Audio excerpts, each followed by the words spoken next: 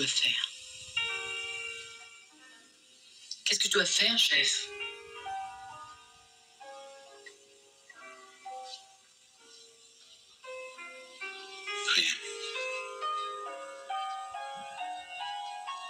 That was basically like the last time we saw each other in person, right, Dan? I have no idea what they said because I don't know French. I asked if you needed me, and you said no. And then I said, "Is there anything I can do?" And you said nothing. Nothing. Very French, very existential. Can't wait to get into that one. Hey folks, it's Film Trace. It's the podcast where we trace the life of a film from conception to production, all the way to release and reception. We are doing the Manhunt season. I'm calling it Manhunt and not Manhunt movies because I think it's cooler, so it's Manhunt. Just Manhunt. Just Manhunt. We did the 70s last week, Apocalypse Now and Logan's Run, and now we're doing the 60s, Bullitt from 1968 and Les Samouraï from 1967. Folks, we have a special guest, Max, from It's the Pictures podcast and from a variety of publications. Max, why don't you introduce yourself and tell us where people can find your work? Yeah, sure. Thanks for having me on. I think this is my second time appearing on Film Trace. Yeah. So my full name is Max Colville. I've been published at Paste Magazine, Polygon, Roger Ebert, among others. Most of the time, you can find my work on the It's the Pictures podcast, or by extension, the It's the Pictures newsletter. I have one at Substack that I keep track of and post regularly too. I was going back to the records to find what episode you did. Hot Fuzz and In Bruges. Oh, okay. Yeah, back in our Absurdist Action series, which was a fun one. I was. And I had the pleasure of joining both Max as well as Evan from Spoiler Piece, but also often on It's the Pictures, to talk Ryan Reynolds movies. And in a way, Ryan Reynolds is kind of like the modern day Alain Delon, right? No? Not in the least. No, I wouldn't say at all. Not even remotely. Yeah. Steve McQueen? No. We got to, did you do this on purpose, Dan? Because I was all on board. Like, we got to do Bullit. And then I was toying with a couple other ideas for the hunted perspective, but you zeroed in on The Samurai pretty quickly. Did you realize that you were that we were essentially picking two films with just like iconic, like cooler than cool masculinity in the lead role? No, I'm just naturally drawn to those characters. I feel like that's problematic. It just sort of happened. No, I mean, Bullit, you had suggested. I've never seen it before. That's crazily enough. Yeah. And I've seen like pieces of the car chase, obviously, because it's always like on. But Les Samurai, I don't know. I was looking for something a little bit different. I think it just got released on Criterion, maybe in the last couple of months. So I was like, let's try this one out because it looked really fascinating. I don't know that much about a lot of the French New Wave stuff, so wanted to expand my horizons a bit and try something different and new. We probably should dive into Bullit first. I'm assuming both of you had seen it, right? You first, Max. Yeah, I've definitely seen it, and what I wanted to correct, I guess, is that the 4K of Les Samurai just came out from Criterion recently. Yeah, and it just seems like what a great time to select this movie. Obviously, no one could have known, but with Alain Delon passing, it's just quite a topical movie to cover. Mm-hmm. But yeah, no, I've seen Bullit before, and it's funny that these two movies have those quiet and cool guys, right? Yeah, totally detached, just like, and also as I was watching them, very similar kind of modes where it's just the long takes, very naturalistic. Obviously super curated every shot, but it's just each director kind of lets the scene play out, which I thought was really interesting. And they only came out a year apart too. And yet, despite that connection, I couldn't help but constantly be very aware of the fact that Steve McQueen is doing a very American version of this character in Bullit, and obviously Delon is doing a very French version of that character in Le Samouraï, to the point where, like, you know, if you had taken the dialogue out and the settings out from both of these films, I feel like you would still kind of see that kind of like musk emanating from McQueen versus that kind of more like mannered version of masculinity in Le Samouraï. My history with Bullit is essentially, you know, I think I watched it maybe even in the same day as French Connection, back in my 20s, like just getting really interested in like the big action movies, and specifically, obviously, those two films have the reputable car chases, best in movie history, and that experience was wild, because I distinctly remembering I watched French Connection first, and like Hackman's presence and Friedkin's kind of very bold, striking direction, then following it up with the chaser of Bullit, which is like essentially just like the action movie version of like a Rothko painting, and like feeling this like just like deadness to it, you know. And I'm curious to hear people's thoughts on it, because mine have changed a lot since I originally saw it, you know, over 15 years ago. And each time I watch it, I love it a little bit more. And I really did not vibe with it when I initially saw it when I was younger. But Dan, I mean, get into it. How did you go? How did you go so long without seeing it? And what were your initial thoughts? Well, I think it's one of those problems, and we were talking about this with Apocalypse Now last week, where essentially like certain scenes, I would say Apocalypse Now is probably like the Robert Duvall scenes. They like stick out and sort of have this aggrandized spot in the cultural space. And what ends up happening is that, and for Bullit, obviously it's the car chase scene, which is, you know, 11 minutes long. It won the editor basically the Academy Award, you know, and it's obviously amazing. But oddly enough, it's so good that it takes away from like the film's sort of stature in sort of historical terms, because people remember the car chase. They don't remember the whole entire movie. They don't talk about the entire movie all that much. Right. And as I was watching it, I was sort of like, this is really good. Like really freaking good. And I love, you know, for me, it's in my sweet spot. I love noir stuff. I love the stoic detective thing. You know, the aloofness, the sort of, but he's still got a moral code, but he's kind of gray area, all that kind of stuff. Love it, love it, love it. But yeah, I think it's funny that you say that like the stillness of it and there's a quietness to it that it's a stark sort of realism that they're trying to go for, at least. You know, if I saw this when I was younger, I probably would have had a similar reaction. Well, that's kind of boring. Or that's not kind of like, it's not as engaging. It's not, you know, but as seeing it now, I was just like, I'm honestly was a little bit blown away by it. Nice. Good. Because I was like, this is, especially the ending. This whole thing is just, And was this not Peter Yates's like debut film? His second one. Yeah. His second film. Okay.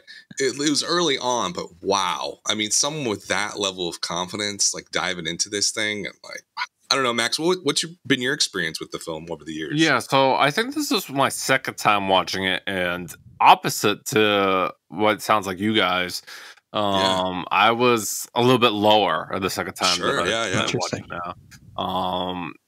I guess it's also like a movie that you had to be in the mood for. It feels like one of these like slower paced, almost British films where it's just like it's in the details of what is going on, not so much like, oh, this is a high acting like action movie. And like the aforementioned scenes you mentioned, the car chase and the chase at the end are certainly thrilling, but a lot of it is political machinations and like back and forth, like, oh, do you have this guy? No, you better get this guy to me.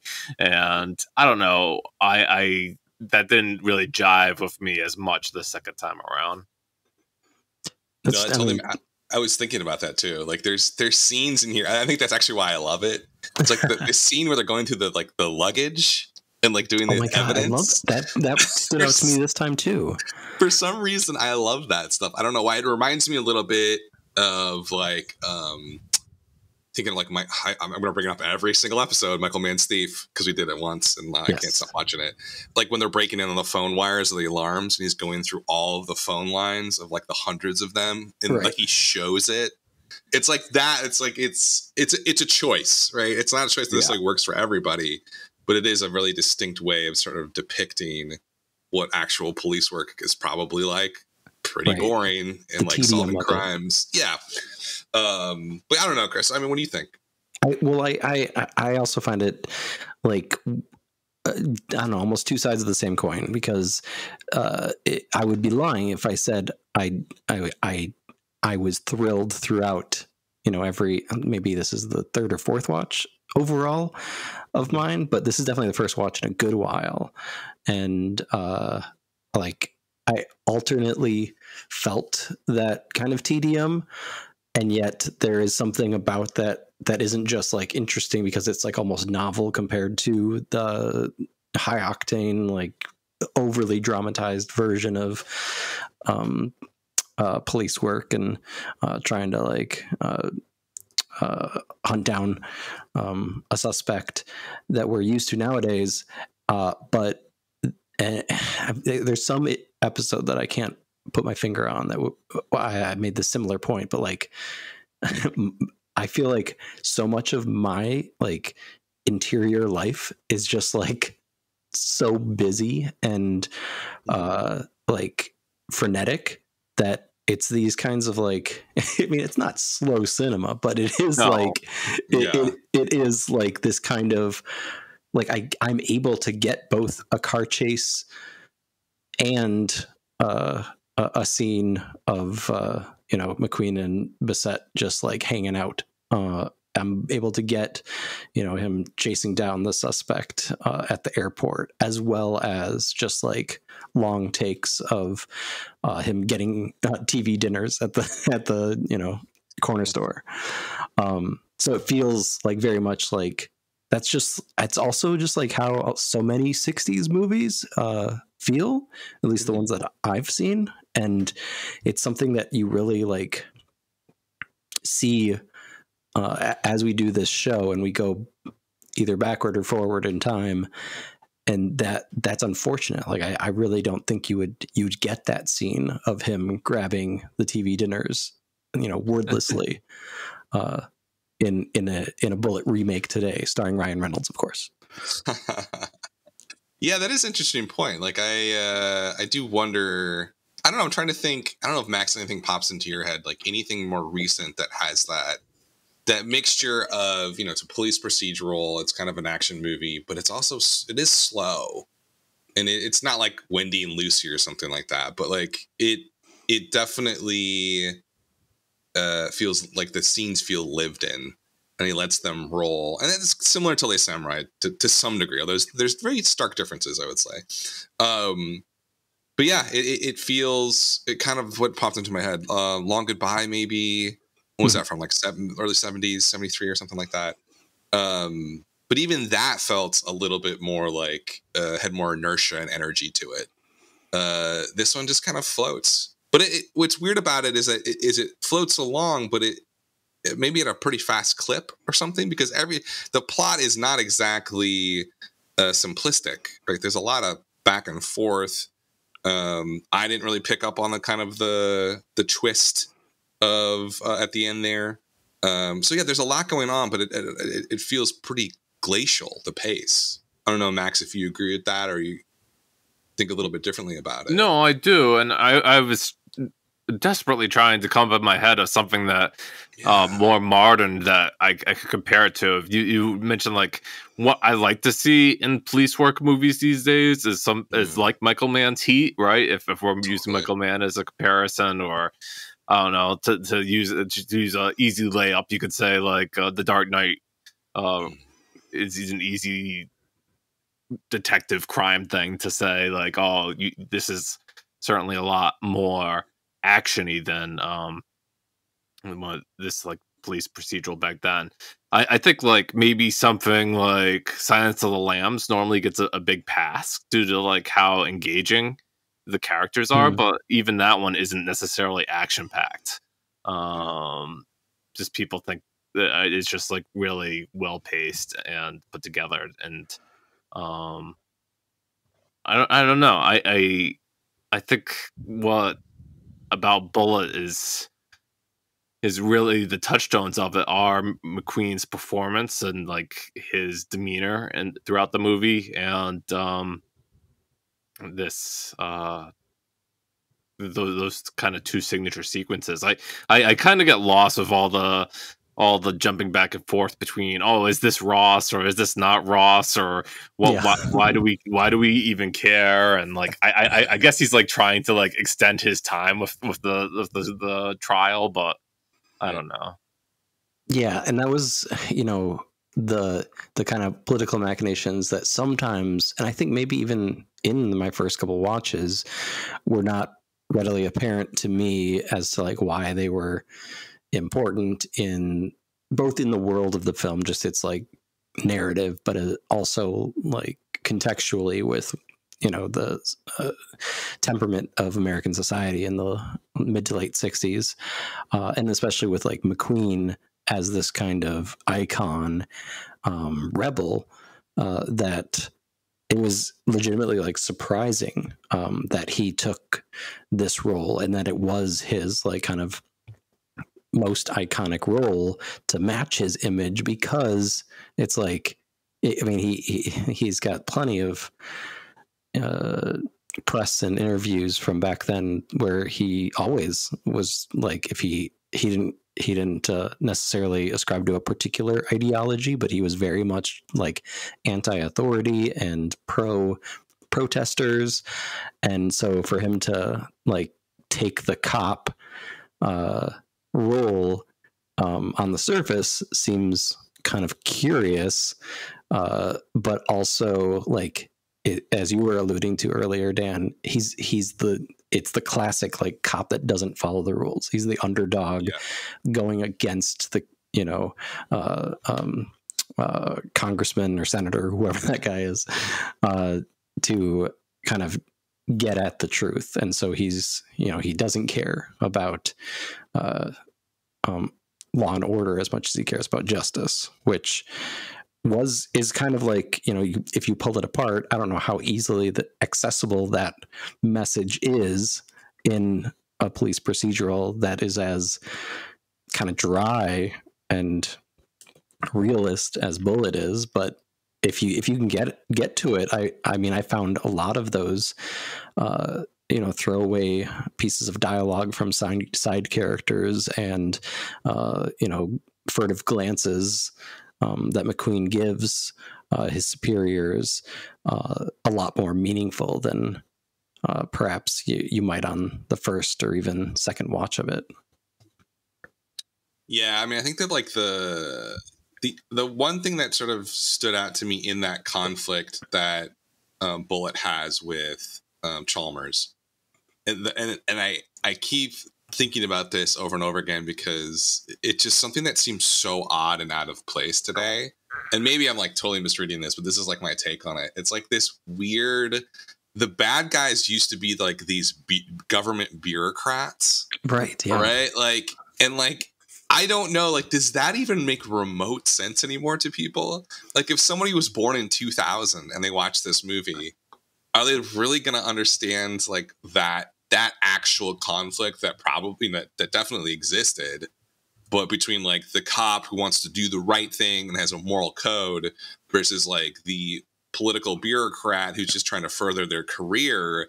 Does that conflict like reach people now? Is that like an actual conflict that still exists? I don't know. It just seems like such a pre-2000s conflict that would play out in films like Ghostbusters, like the guy trying to shut them down. It's like the local government's always bad. They're always bad people. And I'm like, I just don't know how that really works anymore. I don't know.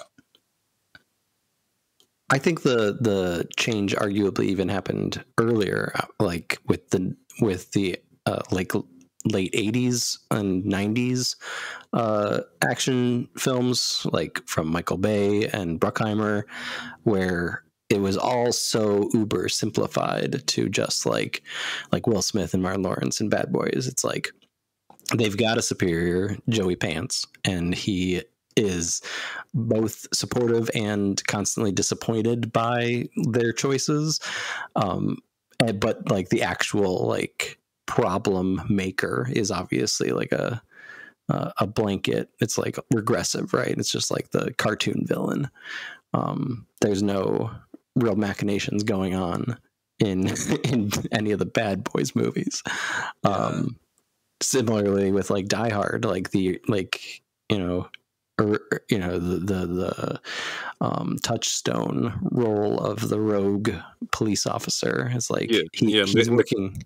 McQueen doesn't have to answer anybody.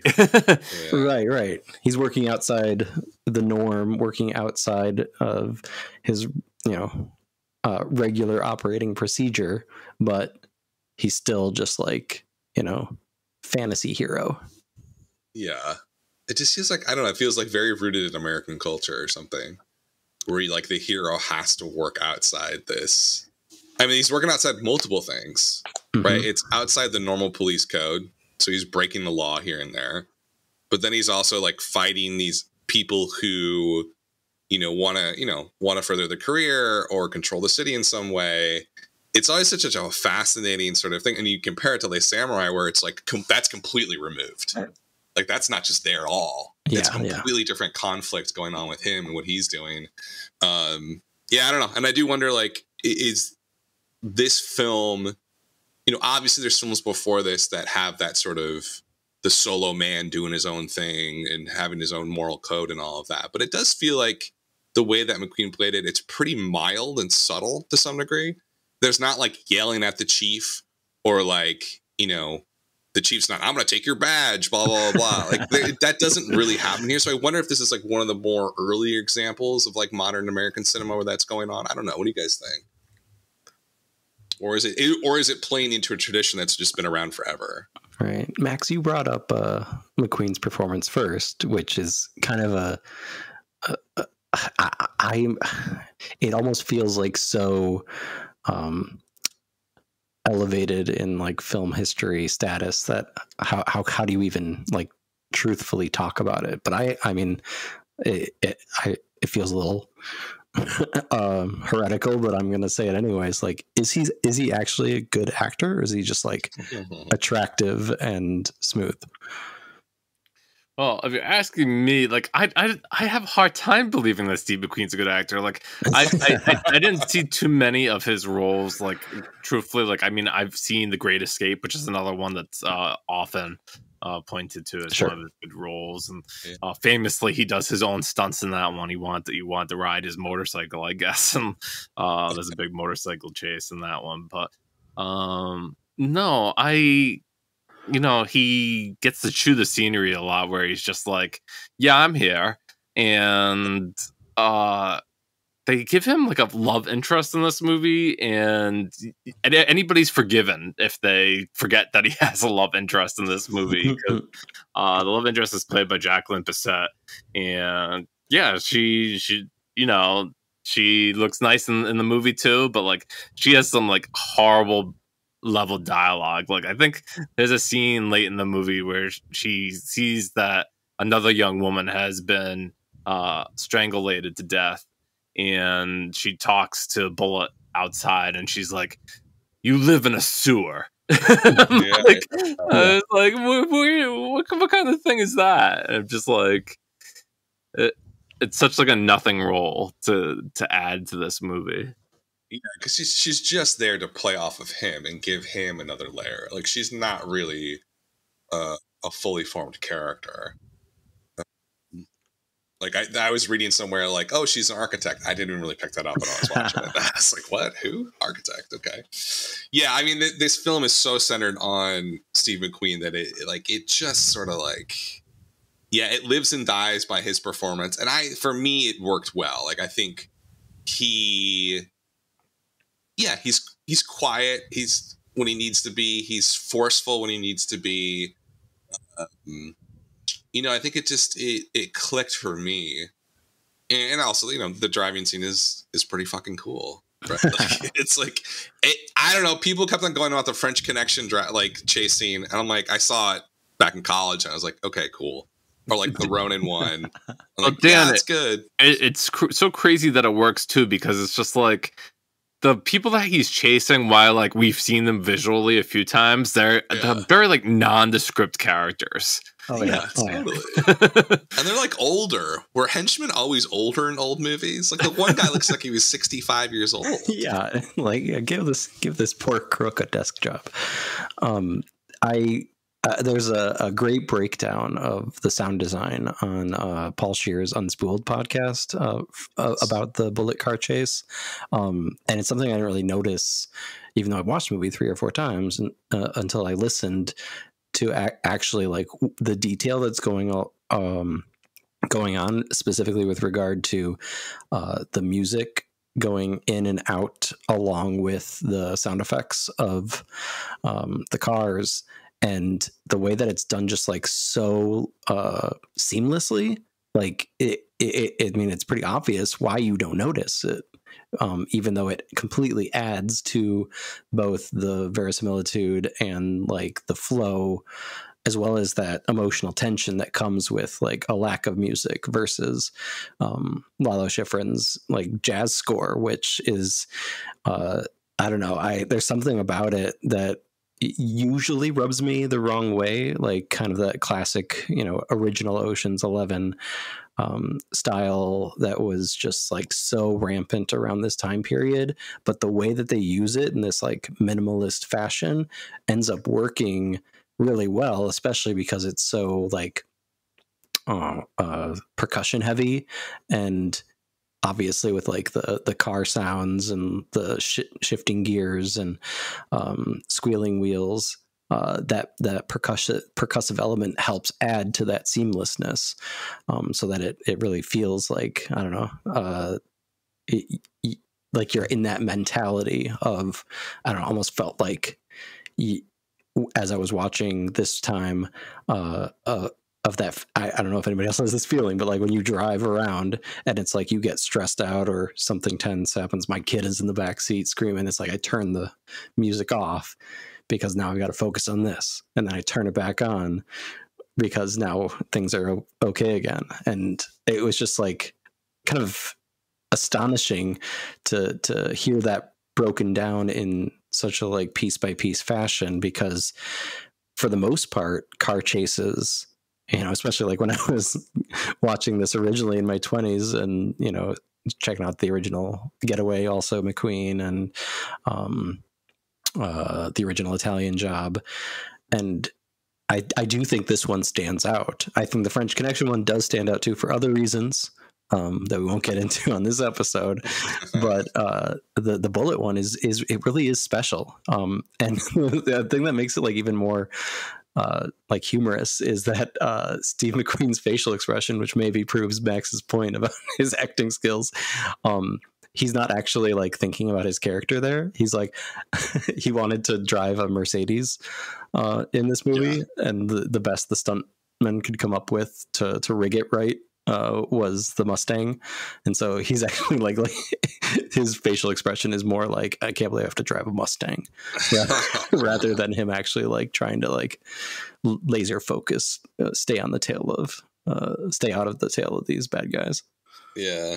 It is funny too that like this, I feel like the car chase scene just like shows up in this like kind of slower movie, and then just like lasts forever, and then it's over, and you're like, okay, like that. It's like, it does feel like not tacked on, but it does feel a little bit sort of intrusive to like the overall story, but in a weird way, it kind of propels it forward and makes the quieter and slower parts feel a little bit more exciting, I guess. At least to me, that's how it came across. Dynamics, right? And it's like you can't get away from like San Francisco here. Like, a showcase of this city. Like, I'm trying to think of like other movies that like before this that would showcase San Francisco like that. I think DOA. You guys ever seen that old noir film? The old noir film. I was confusing that with the Meg Ryan movie. There's a good use of San Francisco there. And more recently, like I don't know, like The Game. Right? Yeah. Tommy Wiseau's The Room. Yeah. But yeah, I mean, like that's like the car chase is like so enhanced by the hills and the scenery and the beauty of that city. It's just like, yeah, it's pretty awesome. I don't know, like let's transition over to Les Samurai. I'd never seen it before, obviously. What about you guys? Have you ever heard of it, seen it before? Go ahead, Max. Yeah, I had seen it before, watching it recently. I think like when you proposed these movies to me, I had just rewatched The Samurai due to the aforementioned passing and its new restoration, because like I remember being fond of it, and like it's weird because I don't know if I'm crazy about Melville's movies in particular, but this one I kind of jive with. Nice. Yeah, I this was my first watch too, Dan. It was always definitely one of those movies kind of on the periphery where like I think like Scorsese talks about it, Tarantino talks about it, like all the big modern auteurs tend to mention it. And I always knew that it was like that. It's like, oh, it's that movie that's French and is called The Samurai, but is actually about an assassin. And so I mean, I was excited to watch it. I don't know why I never really got around to it until now, other than it was kind of just like this mysterious, unspoken thing. And that was kind of one of my biggest questions, because I don't think I'm ashamed to say, I think the only other Melville that I've seen is Army of Shadows. And so I'd also like, I don't know, what is it about this filmmaker and like other like more genre filmmakers from France, like Demy, that really never, it almost seems like their influence in terms of like the film canon plateaued to a certain degree compared to like, I mean, I was, being told in my film studies classes in college to just like watch Godard and Truffaut. It's strange that we're very much similar to Bullit, like in this intense genre zone before we eventually get to like the 80s and 90s, and crime films can be seen as art. But like, it just seems like the rest of the world was ahead of the curve. And it almost seems like part of Bullitt's success and fascinating singularity is almost accidental, right? It's like not, I don't know, maybe that's the Peter Yates effect too, of like having a British director. I don't know. Yeah, there's something about like Bullitt seems such like a one-off. Like I want watching it, I'm like, this does not add up to other movies that I saw from this. Like, it just doesn't. It feels so different. There's obviously a very European sensibility to it. Les Samurai, wow. I mean, like, such a singular vision and such confidence in making a film here. And part of that, the movement that was going on. But yeah, I mean, it is. I don't even know like what the correct term would be. I've just come from a literature background, so I would be like formalist is what I would sort of say. Mm-hmm. Like, it is so heightened in terms of visuals. And I mean, you're talking like sort of the empty, barren streets. They're dirty. His apartment is like so large and empty.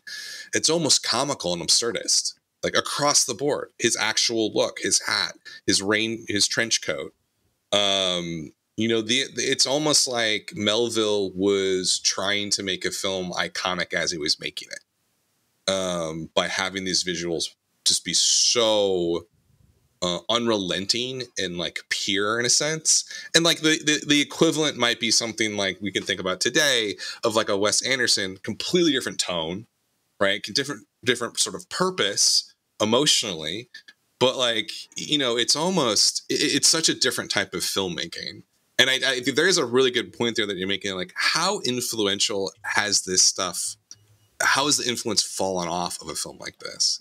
Because I can see like a Tarantino, a Michael Mann, or a Scorsese, like loving this, and just as film nerds, and just aficionados, just adoring something like this. But I do wonder, you know, like what sort of influence this film is going to have on younger filmmakers. I mean, is it the look is really going to just power through and be like, oh, this is so fascinating and different, and like such a touchstone in terms of filmmaking that it influenced all these other films? Or is it going to get lost? You know, I think that's sort of like the big question in my head. I don't know, Max, what's your take on sort of maybe this film's influence? Its influence or legacy? I mean, it's hard to like imagine like how it stands up like I guess Chris was mentioning like film studies and classic films and stuff like that. I don't know necessarily where Melville's catalog kind of falls into that, but certainly this would be the one standout, I'm sure, that is easy to point to, and not necessarily because it's so accessible, but because it just does, it feels like it does a lot with a little. You mentioned the space that the lead here, played by Alain Delon, and he's known as Jeff Costello in this movie, and you know, we're introduced to him in like this very expansive apartment room that looks humongous, but you know, it's actually very small. He lives a very tiny life outside of his bird, and you could tell like he has a code, and maybe that's where they get this idea of Le Samouraï from, is because he does everything. He's a perfectionist, and ultimately you find that he gets into trouble when he kind of sways from his perfection. That perfectionism piece, just like there's like French films that have expertise in subtlety, but you were mentioning, Dan, like the absurdist factor in this one. And it's one of those things where kind of, because I was thinking about like watching Bullitt for the first time in my 20s, I was also thinking like, if I'd seen this in my 20s, I don't know if, I mean, it's also that classic thing with like Scorsese and Tarantino movies. Like you get a completely different message out of them depending on like your maturity and your life experience and worldview. And similarly here, it's like, this could be that classic, just like horribly misinterpreted, like, oh, it's this cool movie about an assassin. But because of the protagonist's perfectionism, as well as the kind of heightened visual sense of style, as well as the just like strange narrative choices, like Jeff returning to the scene of the crime almost immediately, right? He just hangs out there like for half the movie. Yeah, he just keeps going back. And like the bartender, like being like, "What is this guy doing?" It's like quietly hilarious, because I also think that's, I mean, you're gonna hate me for this, Dan, but I'm gonna bring it up again. David Fincher's The Killer. I knew you were gonna bring it up. It very much feels akin to that kind of classic auteur is analyzing his own obsessiveness, right? And I mean, the cinematography here too, it seems like one of the things that this movie is particularly famous for is that Takei, the lens dude on this film, wanted to, quote, make a black and white film in color. And so that sensibility, coupled with the absurdity, with the perfectionism, it becomes just like, I don't know. It almost feels like a that kind of what's the word? I don't know. I'm not going to think of it quick enough for the mic, but it feels very like intentional in a way that's not going to make you necessarily like laugh out loud, but is going to help drive like both your interpretation of the film and your enjoyment of it. Yeah. Well, I'll save you for a second, Chris, in that this is definitely a manhunt film, as you alluded to in the film, but as opposed to Bullitt, where he's the one doing the manhunt, Yes. Jeff Costello in this case is very much the one being hunted, even though he thinks he's the hunter, right? Yeah. Well, it's interesting too, like the comedic element here. It's obviously there, right, in terms of the absurdness, but there's also this at the same time. I mean, like the inspector, I think, was like a famous, well, the lieutenant, the police guy, was a famous comedic actor in France. Right. Yeah. He's like playing off of that a little bit, and kind of making. They're not bumbling, but they're not that far off, and it's all there. But I think the thing that, going back to an earlier thing that you said, like if I had seen this when I was younger, this would be one of my favorite films, like without a doubt. It has such a good look. It's so precise. The character is precise. The shots are precise.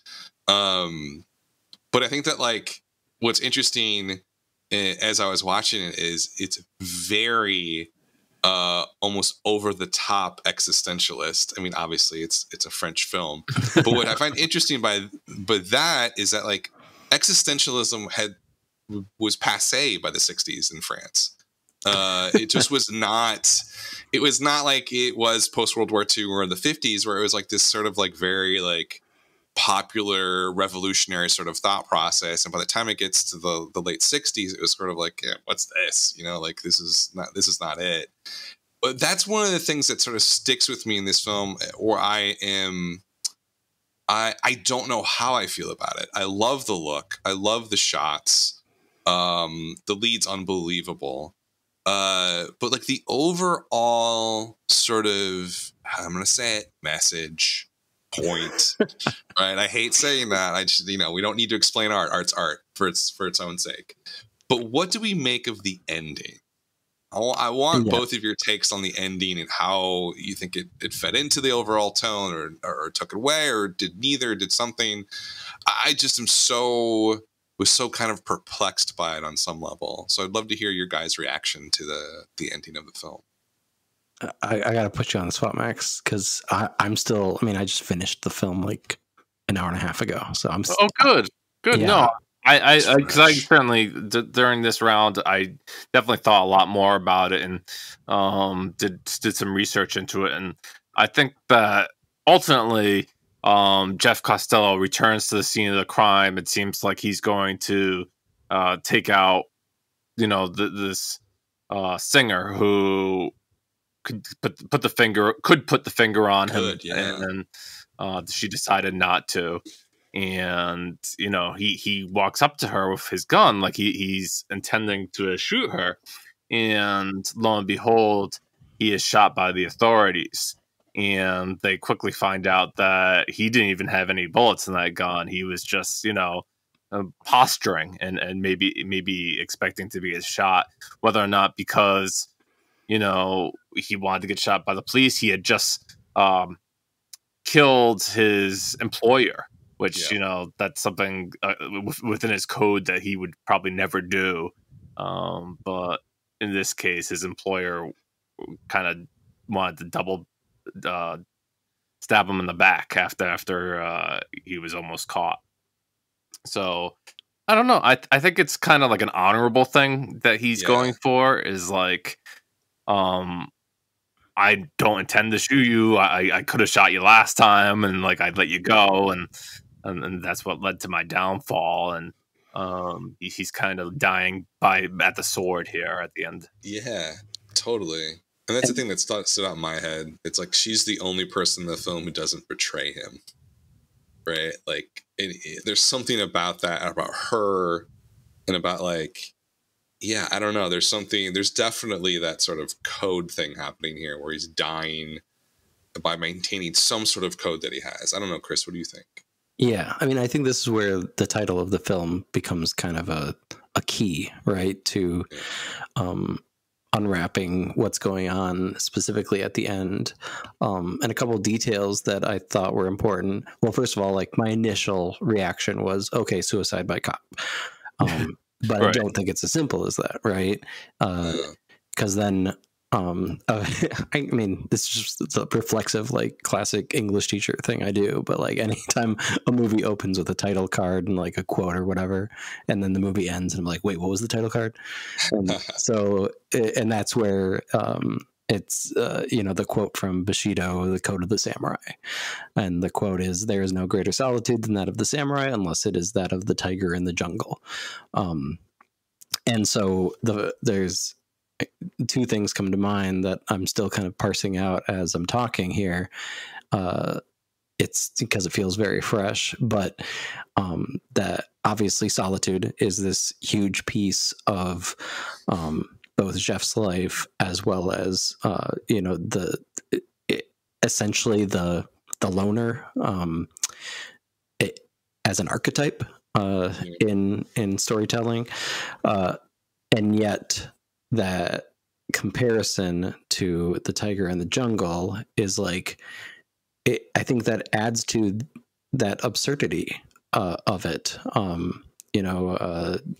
Jim Jarmusch was heavily influenced by this film to create Ghost Dog: Way of a Samurai, and that movie with Forrest Whitaker in the lead role does a similar thing of like having that almost like having its cake and eating it too, of the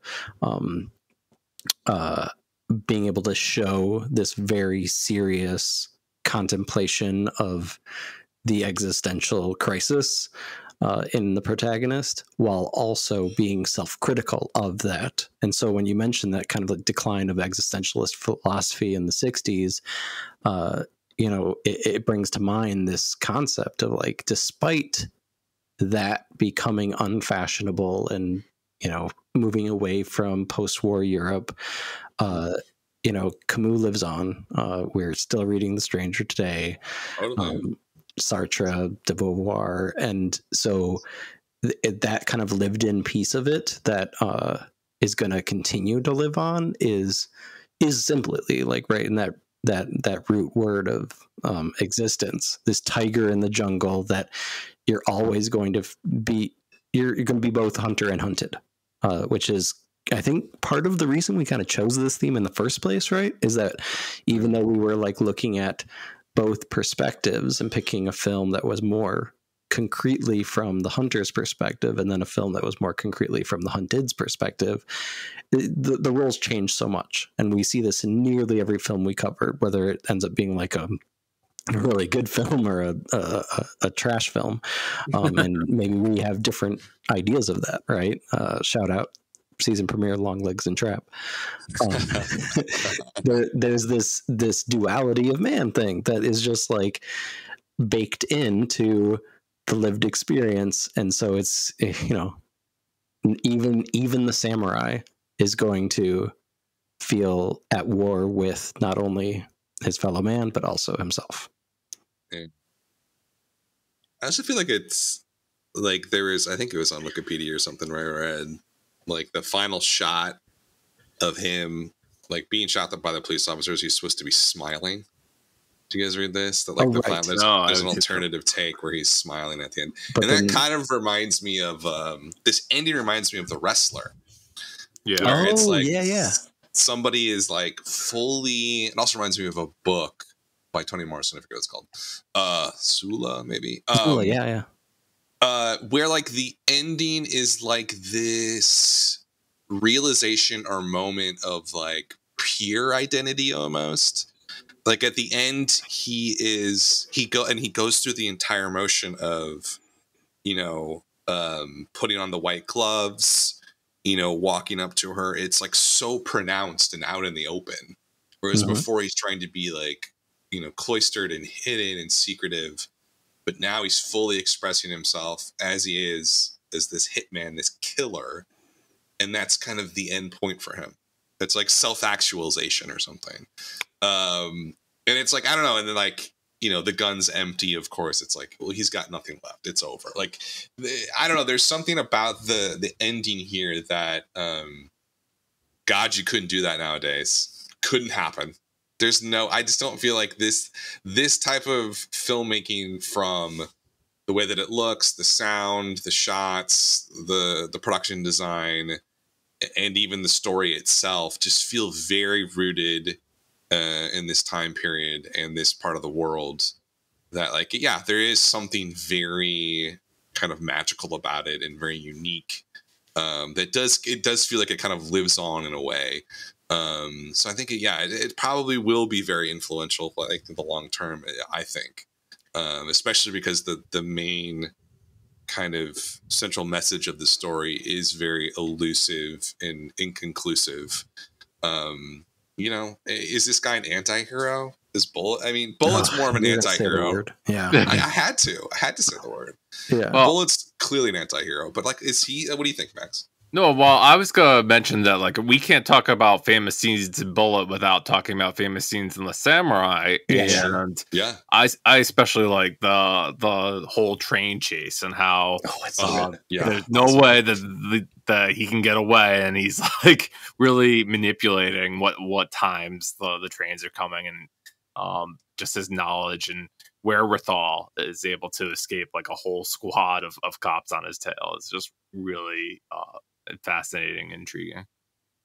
Yeah, it's in a similar vein, the scene that really kind of like perked my ears up early in the film is the interrogation and like usual suspects lineup, but specifically the one where it's like almost like a 3D chessboard maze type thing, where it's like everybody's wearing the, you know, trench coat and hat, and the witnesses come through, and the way that I don't know, that's more of like a director being clever rather than the actor or the character. But it's just like, I don't know, it was one of those images in cinema where I'm just like, how have I, like, this feels like vital. Like, this is essentially like, and it ties back in with the conversation about the ending too, and, you know, identity and duality, and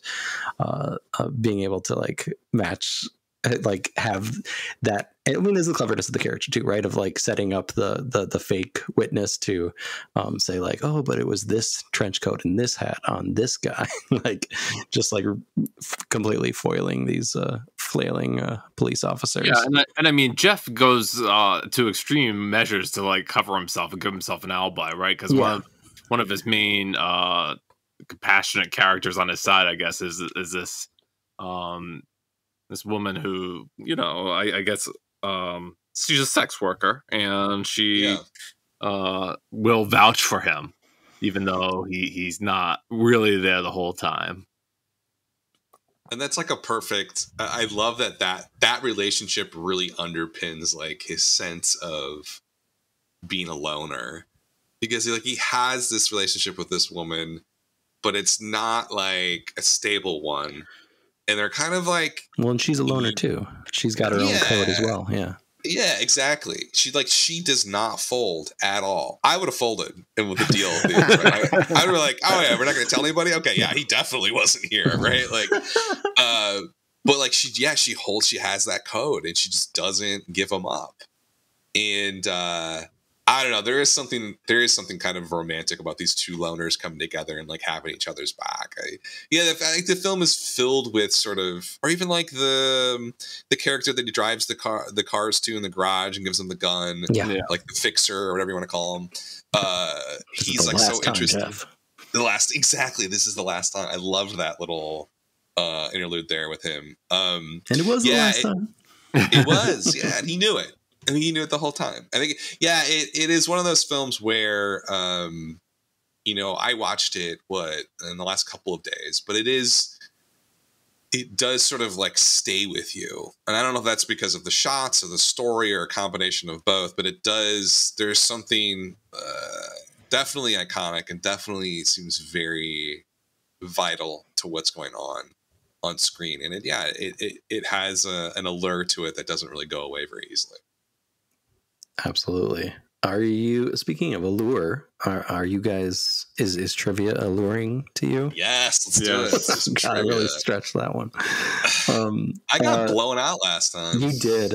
Yeah. So while Dan's licking his wounds, Max, the short introduction is I got 5 60s films that could be classified as Manhunt, Hunter, Hunted, maybe a little bit of both, that aren't the 2 films we discussed today. And I'm going to give you locations in the films. Since we're talking about trying to find somebody, these are where you would find either the hunter or the hunted, or both, in these films. I sent you guys a graphic of kind of a movie bank to choose from, so that you're not just blindly naming 60s movies. I appreciate it. The 5 are somewhere in this collage of 12 that I sent you. I don't know that I've seen like 4 of these. All right. So. All right. Yeah. Get his ass, Max. Okay. Here we go. Number 1.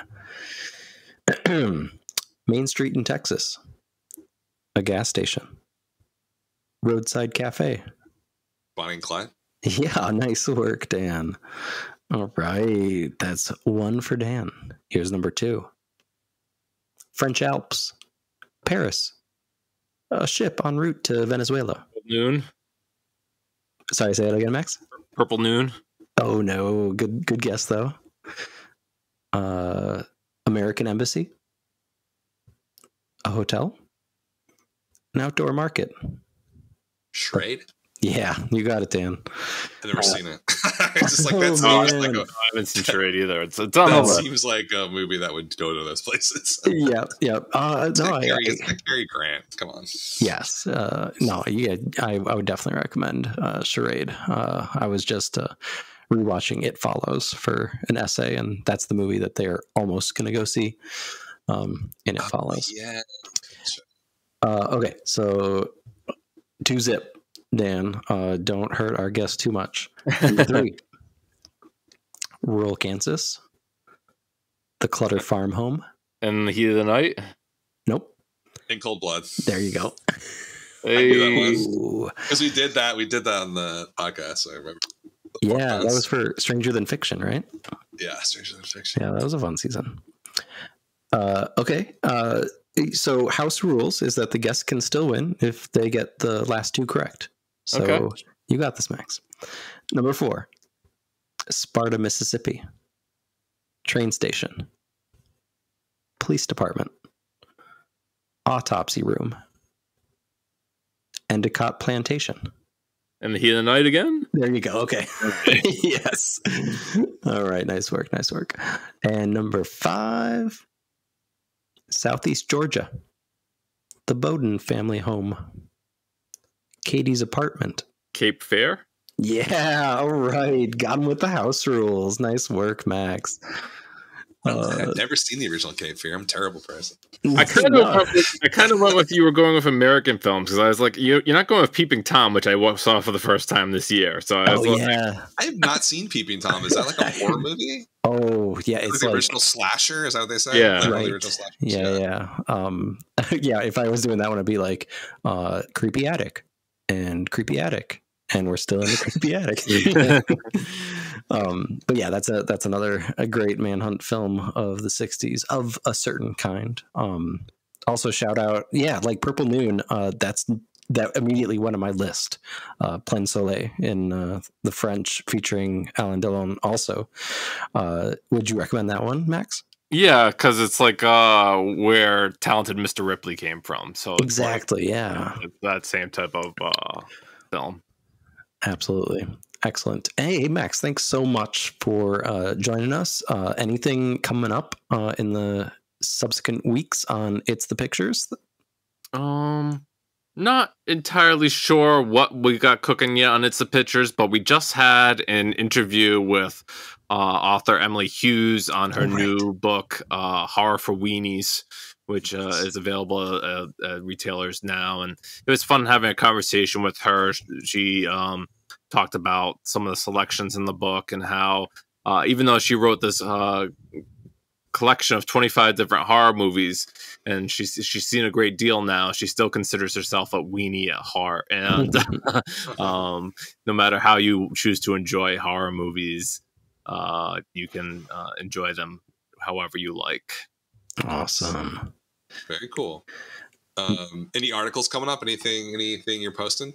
Well, most recently I had a review of the Aaron Hernandez American Sports Story series at Roger Ebert.